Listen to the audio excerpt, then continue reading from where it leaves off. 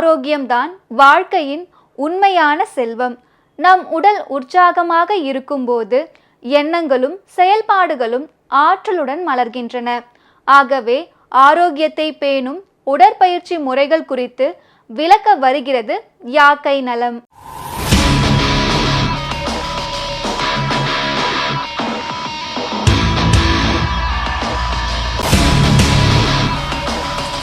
மக்கள் தொலைக்காட்சி நேயர்களுக்கு வணக்கம்.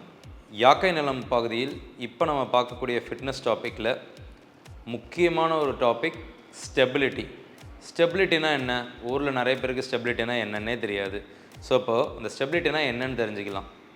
அதாவது ஸ்டெபிலிட்டி, பேலன்சிங்னு ரெண்டு விஷயம் சொல்லுவாங்க. இந்த ஸ்டெபிலிட்டி பேலன்சிங்கில் ரெண்டுத்துக்கும் பெரிய வித்தியாசம்லாம் ஒன்றுமே கிடையாது. என்ன அப்படின்னா, நம்ம ரொம்ப நேரத்துக்கு நிற்கிறோம், ரொம்ப நேரத்துக்கு நடக்கிறோம், இல்லை ரொம்ப நேரம் ஒரே விஷயத்த நம்ம ஒரே மாதிரியே பண்ணிகிட்ருக்கிறது கால் வலிக்காமலும் இருக்கணும், அதே மாதிரி நம்மளுக்கு அதை ஸ்டடியாகவும் பண்ணணும். ஸோ அதுக்கு பேர் தான் ஸ்டெபிலிட்டி. நல்லா ஸ்டேபிளாக இருக்கிறான், ரொம்ப திடதாட்டியமாக நின்றுக்கிட்டே இருக்கிறது, ஒரு இடத்த விட்டு நகராமல் இருக்கிறது, ஒரு விஷயத்தை நகர்த்தவே முடியாமல் இருக்கிறது. ஸோ அந்த விஷயம் பேர் தான் ஸ்டேபிள்னு சொல்லுவாங்க. நம்மளும் நல்லா ஸ்டேபிளாக இருக்கணும், நல்லா திடதாட்டியமாக இருக்கணும். அதுக்காக போனாடி சொன்ன மாதிரி ஃப்ளெக்சிபிள் இல்லாமல் இருக்கக்கூடாது. நம்ம வளைஞ்சாலும் திரும்பி அதே நிலைக்கு வந்துடணும், அதே மாதிரியே ஸ்டேபிளாக இருக்கணும், பேலன்சிங்காகவும் இருக்கணும்.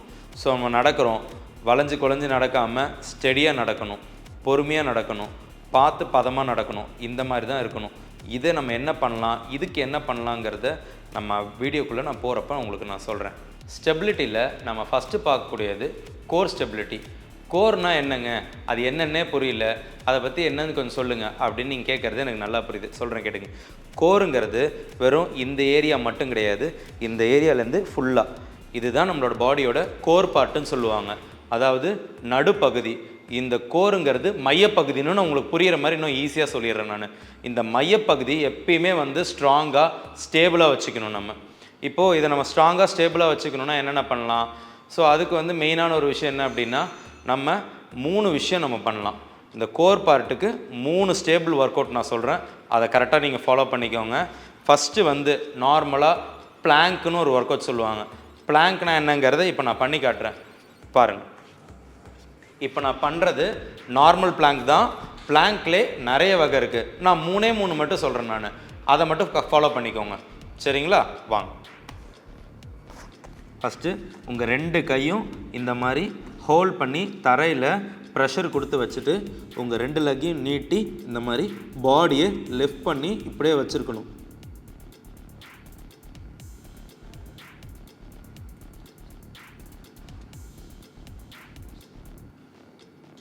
இதையே நம்ம இன்னும் கொஞ்சம் இம்ப்ரூவ் பண்ணோம் அப்படின்னா ஒரு லெக்கு லிஃப்ட் பண்ணி வச்சுருக்கலாம், அதே மாதிரி இந்த லெக்கையும் லிஃப்ட் பண்ணிக்கலாம்.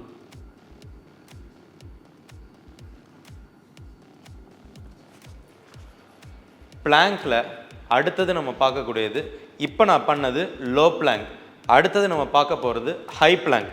ஹை பிளாங்க் எப்படி பண்ணுறதுன்னு பார்க்கலாம் வாங்க.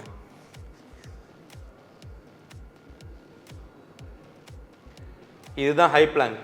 இதையே நீங்கள் இன்னும் இம்ப்ரூவ் பண்ணணும், இன்னுமே ஸ்ட்ரென்தன் ஆக்கணும், இன்னும் கடுமையாக்கணும் அப்படின்னா ஒரு லெக் லிஃப்ட் பண்ணலாம், அதேமாரி இந்த லெக் லிஃப்ட் பண்ணலாம். ஓகே, இப்போது இந்த பிளாங்க்லே 3வது ஒன்று இருக்குது. அந்த பிளாங்க் எப்படி இருக்குன்னு சொல்கிறோம், அது இன்னுமே கொஞ்சம் பெட்டராக இருக்கும், நீங்கள் பார்த்து தெரிஞ்சுக்கோங்க. இந்த மாதிரி பப்பி பொசிஷன் வந்துடணும். வந்துட்டு நம்ம கால் எப்படி வைக்கிறோம் இல்லையா, வச்ச உடனே நீயை மட்டும், அதாவது முட்டியால் ஸ்லைட்டாக லிஃப்ட் பண்ணணும். கொஞ்சமாக நீங்கள் தூக்குனா போதும். தரைக்கும் முட்டிக்கும் ஒரு 2 இன்ச் கேப் இருந்தால் போதும், இல்லை 1 இன்ச் கேப் இருந்தால் போதும். இதுவும் ஒரு வகையான பிளாங்க் தான்.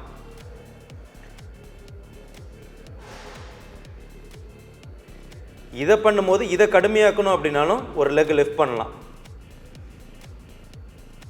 இல்லைன்னா இந்த லெக் லிஃப்ட் பண்ணலாம். கடுமையாக்கிறதுக்கு நீங்கள் ஒரு லெக் லிஃப்ட் பண்ணால் போதும் தான். ஆனால் அது எவ்வளோ நேரம் பண்ணணும்னு தெரியுமா? அதை நம்மளால் முடிஞ்ச அளவுக்கு பண்ணால் போதும். குறைஞ்சபட்சம் ஒரு 3 செகண்ட்லேருந்து 5 செகண்ட் பண்ணுங்கள். ரொம்ப நேரத்துக்கு தொடர்ந்து பண்ணணும்னு சொல்லிட்டு உங்களை நீங்களே கஷ்டப்படுத்திக்காதீங்க. கொஞ்சம் கொஞ்சமாக பண்ணி கொஞ்சம் கொஞ்சமாக விஷயத்தை தெரிஞ்சுக்கோங்க. அடுத்தது நம்ம கோருக்கு பண்ணக்கூடியது டெட் பக்குன்னு சொல்லுவாங்க. அதை எளிமையாக உங்களுக்கு எப்படி புரிய வைக்கிறதுன்னு நான் சொல்கிறேன். நான் வாங்க பார்க்கலாம். அது ரொம்ப கான்சென்ட்ரேட்டடாக பண்ணணும்லாம் அவசியம் இல்லைங்க, ரொம்ப சிம்பிள் தான். நான் உங்களுக்கு சொல்கிறேன் பாருங்கள். கீழே படுத்துருங்க, மேலே பார்த்த மாதிரி படுத்துக்கோங்க, 2 கையை நீட்டுங்க, 2 கால் அப்படி நீட்டுங்க. 1 2 3 4 5 6 7 8 9 10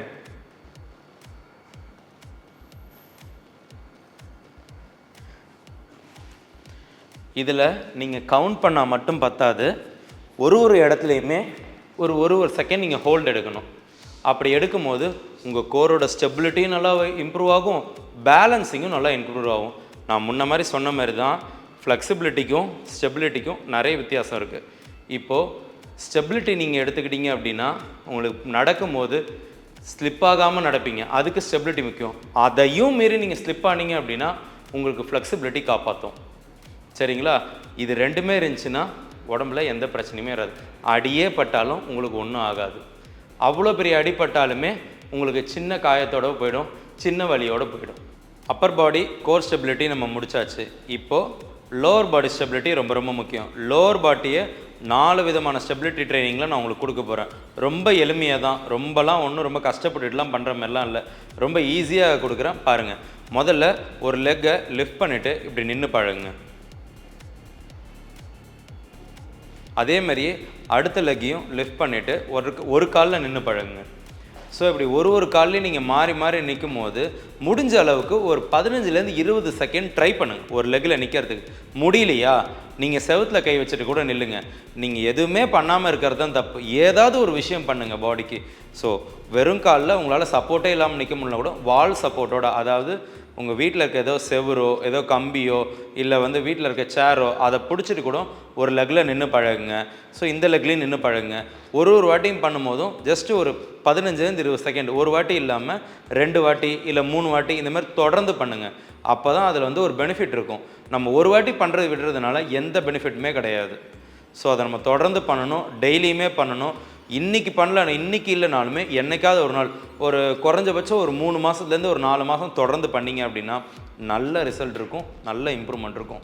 ஹெல்த்தில் அந்தளவுக்கு நீங்களே ரொம்ப சந்தோஷப்படுற அளவுக்கு, உங்களுக்கே பார்த்தா ஆச்சரியப்படுற அளவுக்கு அவ்வளோ இம்ப்ரூவ்மெண்ட்ஸ் இருக்கும். நான் சொல்லிக் கொடுத்த எல்லா ட்ரைனிங்ஸையும் நீங்கள் டெய்லி ஃபாலோ பண்ணால், இது மட்டும் ஃபாலோ பண்ணால் கிடையாது, எல்லா ட்ரைனிங்கும் டெய்லியுமே தேவை.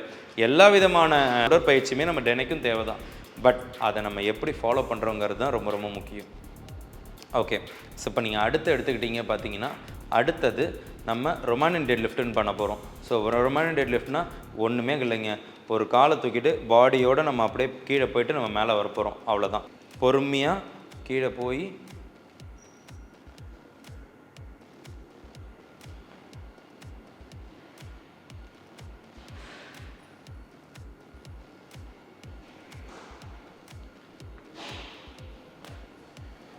ஸோ இந்த மாதிரி உங்கள் லோவர் பாடியில் மொதல் 2 ஒர்க் அவுட்டை இந்த மாதிரி பிளான் பண்ணிக்கோங்க.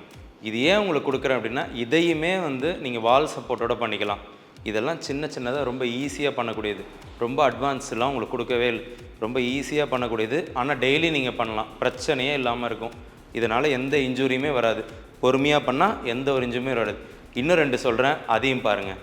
லோவர் பாடியில் இன்னும் 2 ஒர்க் அவுட் இருக்குது, அது எப்படி பண்ணணுன்னு பாருங்கள். ஃபஸ்ட்டு க்ளூட் பிரிட்ஜ், 2வது மார்ச்சிங் க்ளூட் பிரிட்ஜ். இப்போ க்ளூட் பிரிட்ஜ் எப்படி இருக்குன்னு பண்ணணுன்னு நான் சொல்கிறேன்.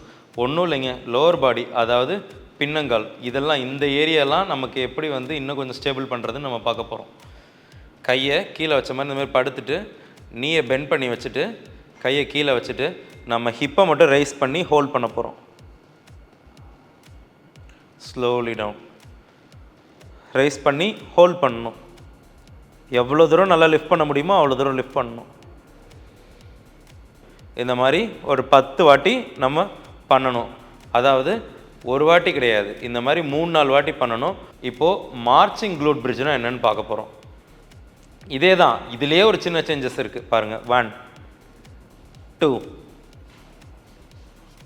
3 down 1 2 3 ஒரு வாட்டி கூட உங்கள் ஹிப்பு கீழே போகவே கூடாது. நல்லா கீழே தரையை கீழே பிடிச்சி 1 கீழே இருக்கணும். லெஃப்ட் பண்ணிட்டு கீழே இருக்கணும். லெஃப்ட் பண்ணிவிட்டு கீழே இருக்கணும். லெஃப்ட் பண்ணிவிட்டு கீழே இருக்கணும். அவ்வளோதான். இதையுமே ஒரு 2-3 வாட்டி நீங்கள் டெய்லியுமே பண்ணணும். இது பண்ணும்போது உங்கள் லோவர் பாடி இன்னுமே பெட்டராக ஃபீல் பண்ணும். அப்பர் பாடி கோர் ஸ்ட்ரென்த் நான் உங்களுக்கு சொல்லிட்டேன். அதே மாதிரி லோவர் பாடிக்கும் ஸ்டெபிலிட்டி என்ன பண்ணுங்கிறத சொல்லிட்டேன். ரொம்ப எளிமையாகவும் சிம்பிளாகவும் தான் சொல்லியிருக்கேன். தயவு செஞ்சு டெய்லியுமே ஃபாலோ பண்ணுங்கள். உங்கள் ஹெல்த்தியாக இருப்பீங்க. இதே மாதிரி இன்ஃபர்மேட்டிவ் கண்டென்ட்டோட உங்களை அடுத்த எபிசோடில் வந்து சந்திக்கிறேன். அது வரைக்கும் உங்கள்கிட்ட விடைபெறுகிறேன். நன்றி, வணக்கம். இது உங்கள் தமிழ்.